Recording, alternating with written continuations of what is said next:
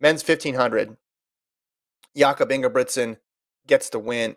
It wasn't close. Ended up being almost a 3-second margin at the end.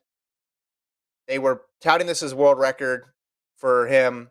With the pace lights, pretty quickly, okay, it's on, but then you also know really quickly when it's off because it's hard to catch the lights. Once the lights open up that gap, they're very tough to reel back in. We know that Jakob missed some training because he was sick, so he doesn't get the world record, but still a dominant victory for him. He's another guy who gets graded on the curve, and you're just thinking, all right, is he going to break the world record or is he not? But 332 indoors is still pretty quick, especially when you don't have any competition on the back half. Yeah. It's funny you said that. It's hard to catch the lights.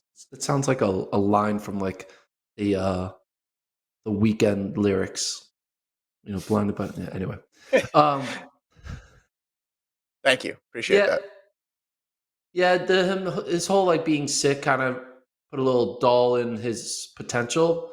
And at the end of the day, it was kind of what was your thought on his mark compared to what happened at Millrose games? Like it's kind of weird to like look at. It's kind of weird seeing Jakob Ingebrigtsen run slower than what Yared did, right? Yeah, different type of race though. I know Yared opened up a big gap late in that race, but I still think he had more competition, a little bit more help than Jakob did.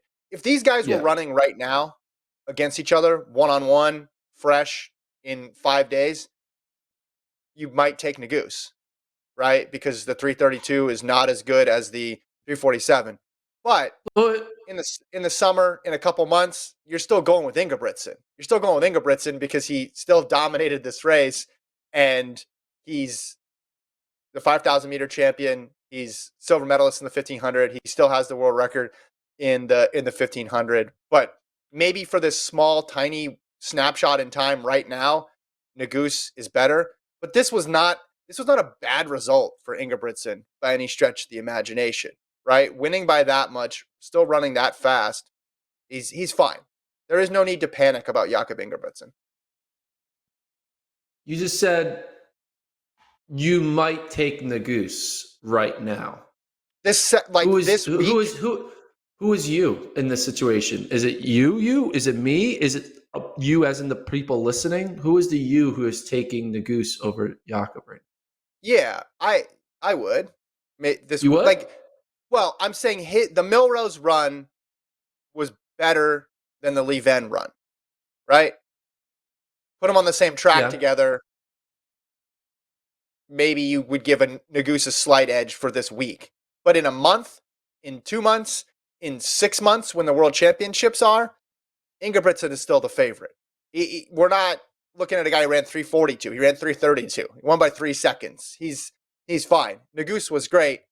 Jakob has proven in championship settings he'll be fine. I'm not that concerned about him. Wow. Kevin Sully already believing in Jakob never winning again. Oh, that was you. That was literally your take. Jakob's never going to win again, right?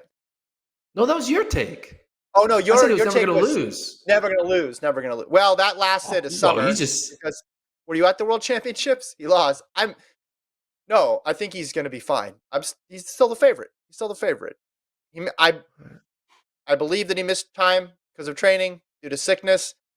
If he's not sick, maybe he gets his world record again. Maybe he runs a second faster, whatever. But yeah, 347 is better than 332. No one's discounting that. But he was close enough to where I think he'll be fine. Are you worried about him? Absolutely not. Okay. And what do we arguing about? 4 seconds slower, and I still wouldn't be worried. If you lost? Yeah, he could have lost, and I wouldn't have been worried. All right. Gordon, not worried about Ingebrigtsen. Love it. Nope. Love it. I sleep peacefully at night, knowing that Ingebrigtsen is fine.